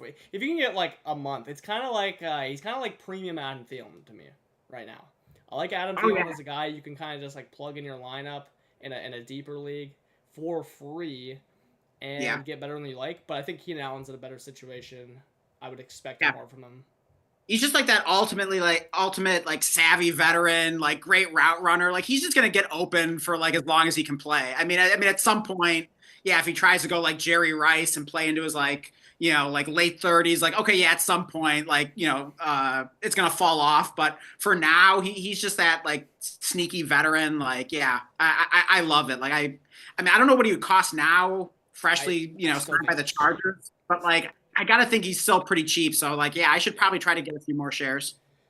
Yeah, I'm not sure how they're going to use him. I just read something today that he might be in the Z and they're going to leave Lad in the slot, but I think that doesn't make sense. I think they should be moving them both around. I think so. Yeah. Lad does well outside as well, and I think you get more um, um, deep crosses and other things that Lad could do a lot more with after the catch with. So having the versatility, I think having the versatility to switch them up could really benefit both players and maybe benefit Herbert. Maybe he'll pay off that second round draft capital. Yeah, I think that'll really. I think that they'll really just flip around. I think Keenan will play a ton in the slot. But And by the way, we have Grant in the chat. He says, "How much do you think the Slater loss hurts Herbert / Hampton / Ladd?" I And think it's a big loss. and by the way, Grant, like I don't know if you're a new viewer, if you've seen any of our live streams before, but welcome, great to have you here. And yeah, what do you think, Blake? Yeah, that's a big loss. I think especially for Herbert and Hampton, like, in the run game, that's a huge loss. Pass protection, it's a blind side for Herbert. That feels like a big loss. I don't know that it's like that big of a loss for Ladd and or Keenan Allen. I guess if you want to throw, I don't even think you asked about him. I would say like for the short receiving game, you could even I guess say for like PPRing on the running backs. It feels like, well, you look at the Dolphins who had a terrible O-line last year. You're wondering why the hell did they change up, what they were doing previous years. Tua had his lowest A dot. It could be. I think the Chargers have a pretty good O-line overall. If it's worse than we expect, there could kind of be this lower A dot system with the through the pass game. It could just lead to like whoever is whatever working down low, having more target volume. I don't know if that's like too much to really care about for fantasy. It certainly knocks Hampton and Herbert though. You would love to have Slater in there. There's no doubt about that. I mean, yeah, it's definitely a loss, but my opinion on it in terms of like how it's going to impact me in terms of how I draft for like my home league and redraft or any of my dynasty leagues, I mean, it's going to have like almost zero impact. I mean, call it a tiebreaker. If you were like really close between like taking Hampton or, some other running back, okay, then maybe go with the other running back. But other than that, like I'm not going to like, move any of these guys like massively down my rankings. I mean, they're still going to be basically what I thought they were going to be. I mean, there's going to be attrition for every NFL team. I mean, throughout the season, like, oh, this guy got hurt, that guy got hurt, this lineman got injured, that lineman got injured. Like, it's going to affect like every team to some degree. Obviously, some more than others. It's hard to predict that. So obviously, yes, we know this up front. They lose like one of their best linemen, but like, it's nothing more than a tiebreaker. If you liked Hampton or Herbert or Ladd prior to this, I think you should still like them. That's my opinion. Yeah, I mean, agreed. Like, I think if it hurts someone the most, it'd probably be Herbert. I would be a little, like, it's like literally like the best left tackle in the league. And just got paid. So, yeah. I mean, honestly, like, I think the thing that, like, could hurt Ladd maybe is, like, the Keenan Allen signing more so than losing Slater. Not that I'm saying, like, I'm going to overreact to that and, oh, no, sell Ladd in Dynasty, time to panic, whatever. Like, no, like, Ladd should still be awesome. But, like, yeah, I think I could see the Keenan Allen signing dinging Ladd a little. So maybe if you combine that with, like, the, Slater injury, yeah, maybe Ladd has taken probably the biggest ding of all if you kind of combine these two pieces of news. Yeah, well, one thing I was going to mention too, by the way, it could hurt these rookie receivers because one thing with JSN, they lost both their tackles his rookie season, and he also had his own like wrist fracture injury too, which didn't help. But his snaps immediately went up when they got those tackles back. They were really low. I think post week 1 they dropped when those injuries happened because they needed to adjust. Like they needed to get a second tight end out there. They're running a lot of 12. Because they lost their tackle. So, I mean, they have like Conklin and Disley who can block. So, like, maybe they try to make more of an effort to get, one or not both those guys out there at the same time just to have the, I mean, Disley feels like he could be basically a 6-0 lineman without being a 6-0 lineman with his skill set. So, maybe it just runs to more 12 personnel this year. Yeah, and suddenly that wide receiver room is really crowded. So, yeah, now that I'm kind of, like, thinking this through, when you really combine, like, the Keenan Allen signing with the Slater injury, could that mean less, 11 personnel with 3 receivers out there? And you got a lot of talent in that wide receiver room. I mean, it's pretty crowded there now. So I don't know, like in a worst case scenario, and I'm just like spitballing here. I'm not saying like, I necessarily like believe this, but could there be a scenario in which like Ladd kind of gets turned into this like Jaden Reed where he's only playing like 60-70% of the snaps? I mean, I think that would be like a worst case scenario. And I still think so. it could be pretty good. Ladd's But going to be out there every I snap. think it'll be out there all the time. I think like that would be key. They're going to run the offense through Ladd, that's for sure. That'll be key. Don't worry about that. Yeah, I hope so. I mean, I love Ladd, so. Yeah. I mean, sure, they'll still run, a good. I didn't sell all my shares of him, by the way. Interesting. Right. You've been working on it though. I can't sell them all. I can't sell them all. Yeah, but hey, I mean, the receiver room, I don't want to I don't own. I really wanted to get a Trey Harris, but then I ended up ultimately on the rookie draft clock being like, hey, I could really use Calvin Ridley and Eckler on this team. I did the 2-for-1, and it felt something like, man, I could really regret this, but I just know that like Calvin Ridley will help my team out so much more than Trey Harris, at least I think. Yeah, and I think that has already aged very well because, if there's a big loser in the Keenan Allen signing combined with the emergence of Keandre Lambert-Smith, getting a lot of hype and had a good preseason game and everything. I'm worried about Trey Harris. Yeah, Trey Harris, it does not look. I mean, who knows? Like maybe something unexpected happens and he gets a chance and then he takes it and runs with it. But right now, there's definitely not a clear path toward Trey Harris doing anything his rookie season. At least it feels like it's not been. There's not really been any positive stuff. I still think he has a chance. You know what I mean?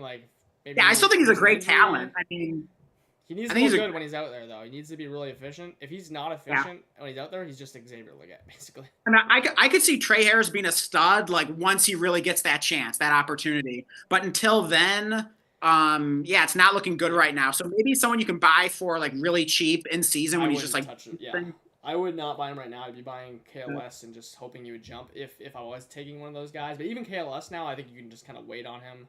And I think for both those guys, just monitor how they're doing in season for efficiency.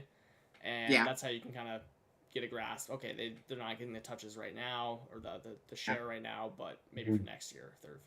But to summarize my answer to your question, I wouldn't let the Slater injury impact what you felt about those players. I think they'll still be really good. Yeah. So we did Keenan Allen.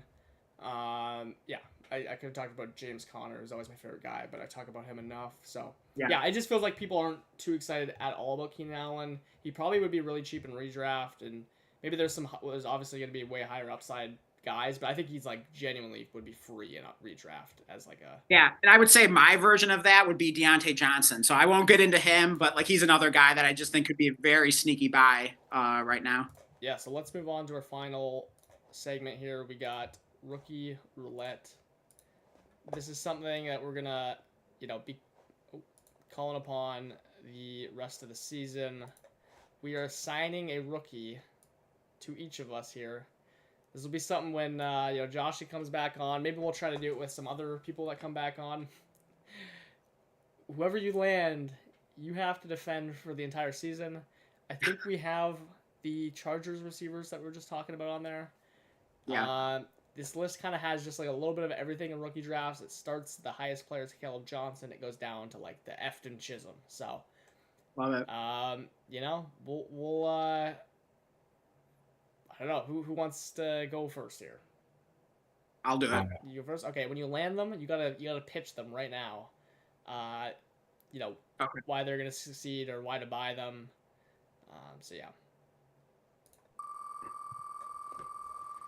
All right, so I'm getting the first one here. You're getting the first one, Dan. It is not Caleb Johnson. That is Dante Thornton. Dante Thornton. Okay. Yeah, he's an interesting receiver. I mean, it seems like he's been getting there've been good reports on him, and he's running with the starters, and he's kind of one of these freaks in terms of his size and his 40 time. I mean, what is this guy like? Isn't he like 6'5" and runs a ridiculous 4.3 something 40? I want to say. And I think back in college, I can't remember now if it was his career or if it was his last season in college, but didn't he average 25 yards a catch or just something absurd like that?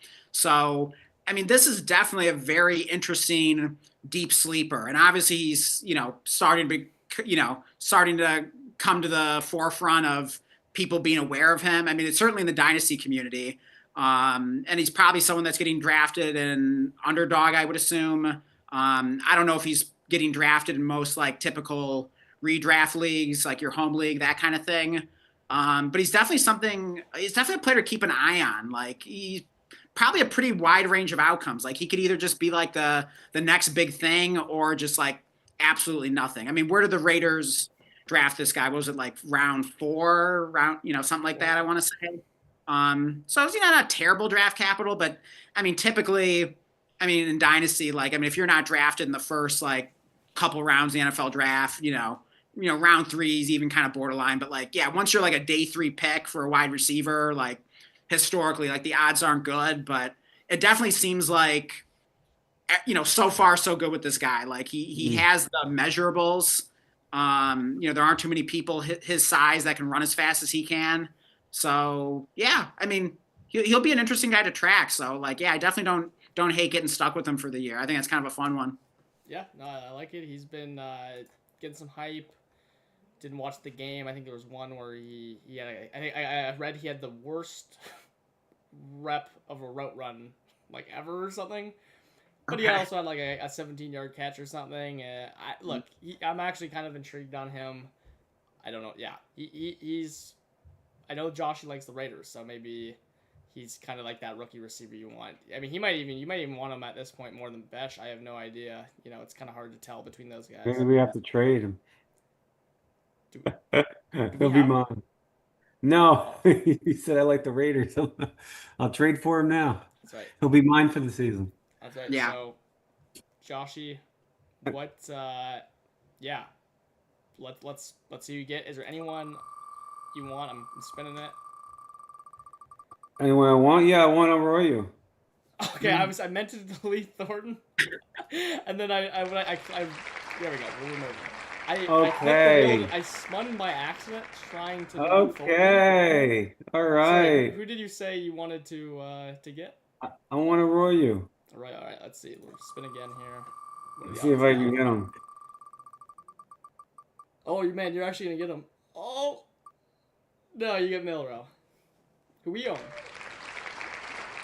Who is this? Who's a quarterback? Quarterbacks aren't worth shit. What is it? We play Superflex? Oh, man. What's this guy's first name? Jalen Milrow. Was he drafted in the 2nd or 3rd round? Third? Third. I think 3rd. He's getting a lot of camp hype. He's fast. This guy's fast. I don't know. Is he going to get on the field? He's probably not going to get on the field. They probably have to. Hey, man, we own him. You gotta, pump this guy up. Yeah, that's right. Sam Darnold's getting injured? Week 7? This guy's coming on? What? He'll get benched before that. No, they're not benching. They're not benching him. They're not benching him. He's not ready. He's not NFL ready. They need to. Come on, look what happened with Anthony Richardson. Hey, Give this guy. Selling me on him here. I want you to. I'm just. Well, if I don't sell you on him, then I can acquire him, right? No.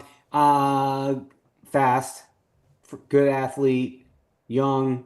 He's a little raw, but he's having a good camp. And I don't really trust the Sam Darnold. I don't trust him at all. I mean, I think he had a decent year last year, but a great year last year, but until the end, right? So what does that mean? Did defenses figure him out, or did he not take pressure? I don't think he can take pressure. So that Seattle offensive line, yeah, it's getting better, but it's not great. So he's going to probably be pressured. It's worse than Minnesota's. I don't know. The Seahawks really do have an awful offensive line. And if that's the case, maybe it'd be better to have a QB back there that can run the ball. So maybe Sam Darnold just gets killed back there and, he's not as good. He's injured week 7. Then Miller comes on and he's going to be to the moon. He's going to be worth 3 firsts before you know it. Hey, there you go. His biggest argument is he's a non-first-round quarterback that's mobile. from Bama, and his first name is Jalen. I mean, I'm seeing some similarities here. Yeah.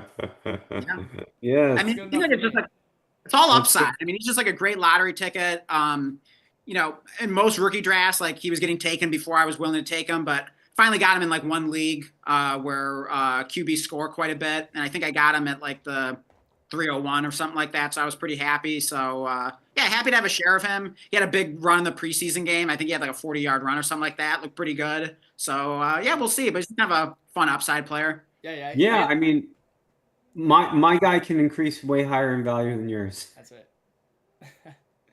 That's right. Well, you never know, but yeah, I think there's a Well, I'm if saying in yours gets theory, on in the field, possibility. if your guy gets on the field, it's gonna be pretty easy to pitch him. But Hey, also, I wanted to mention, like, I'm kind of a believer in like the idea of like history repeating itself.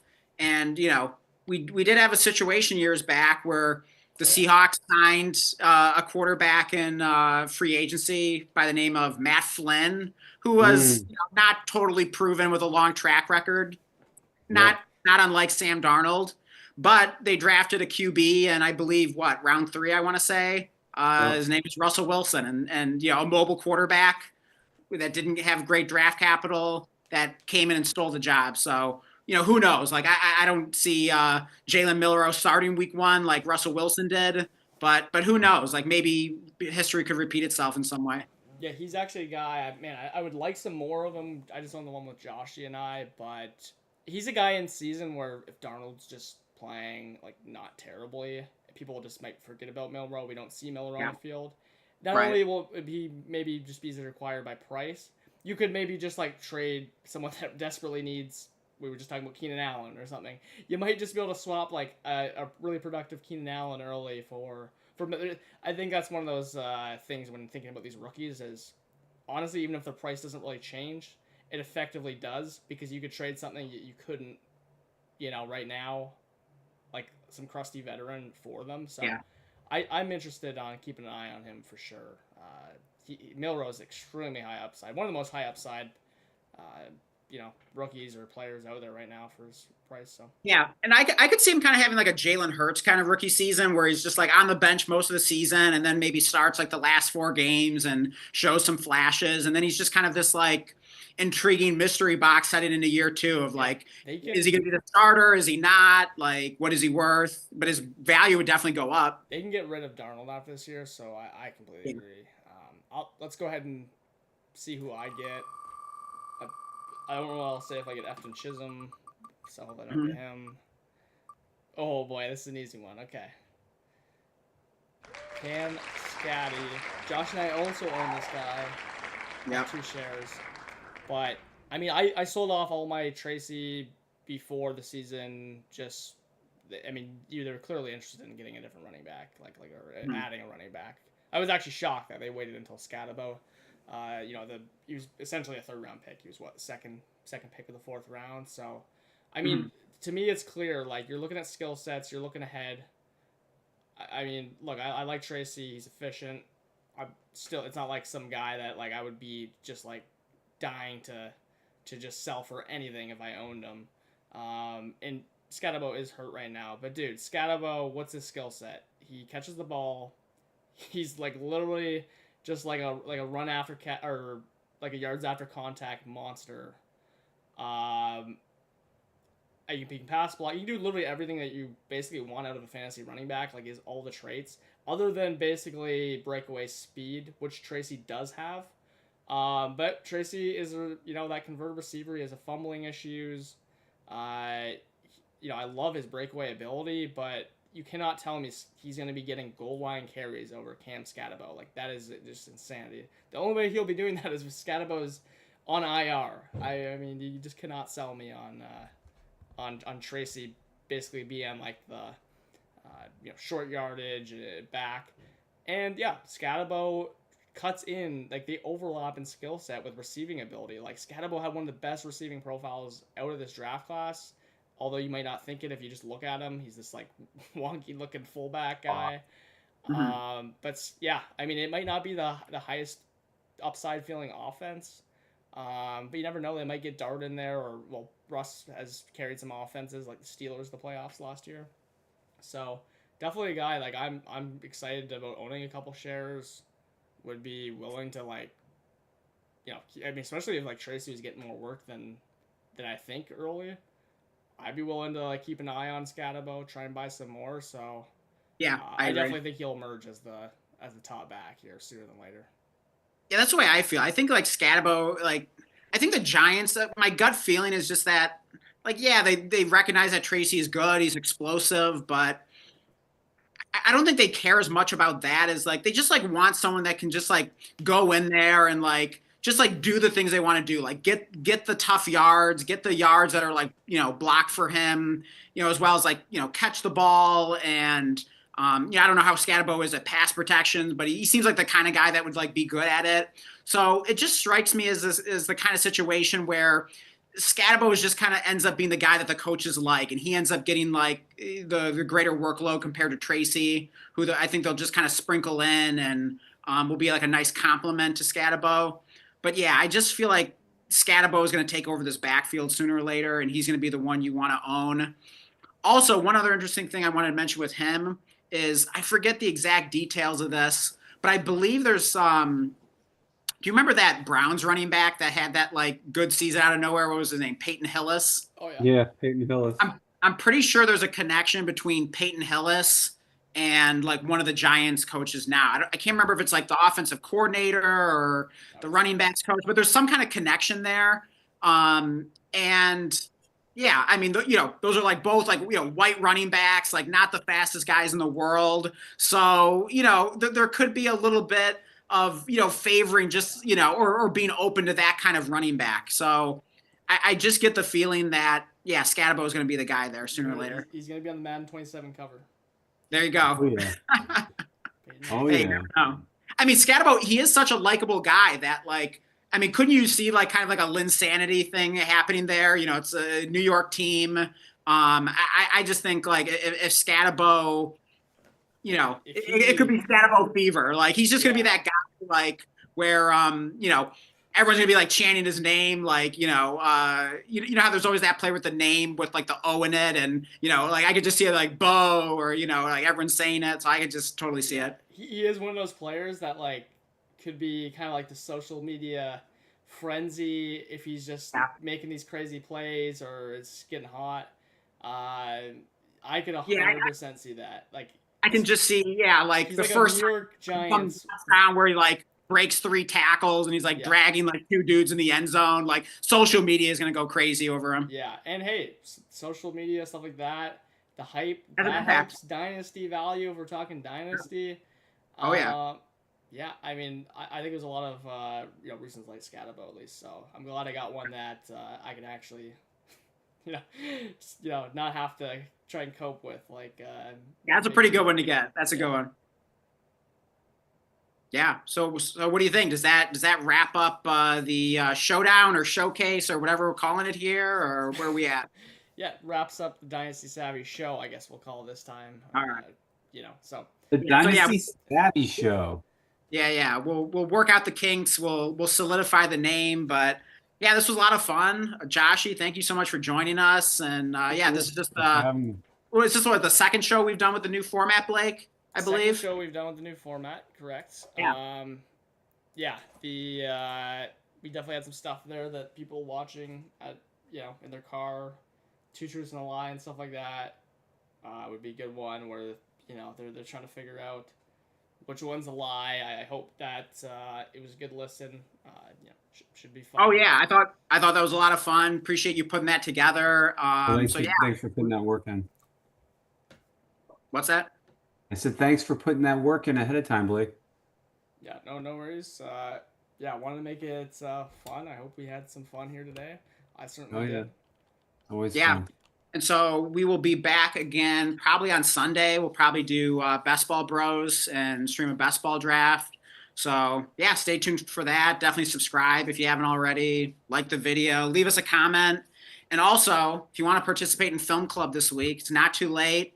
It's a double feature this week, Happy Gilmore and Happy Gilmore 2. So watch both those movies, and we will talk about them during the next week, like during like the midweek stream. So it's usually gonna be on Wednesday. Sometimes occasionally we got to push it to Thursday. Of course, this week, yeah, we ended up pushing it to Friday. So you never know. But yeah, watch both Happy Gilmores if you want to participate in that.